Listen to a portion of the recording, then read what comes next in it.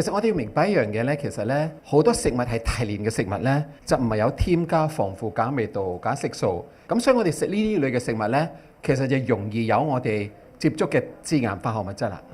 身體呢，其實係靠肝臟、脾臟、腎臟、肺部、淋巴，聽過未啊？即係我哋嘅坑渠管排走啲毒素嘅。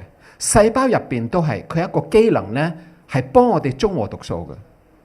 如果我哋係先天性，包括後天性，我哋支持唔到呢個機能嘅話，咁我哋就會出事噶啦。咁即係話咧，致癌或者對身體害嘅嘢咧，係嚟自空氣、食物、飲品係有噶啦。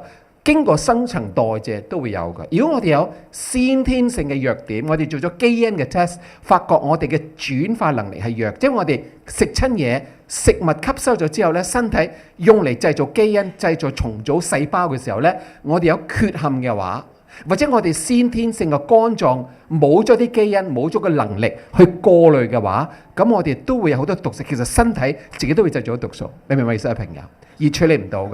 我哋腸道嘅有冇聽過益生菌啊？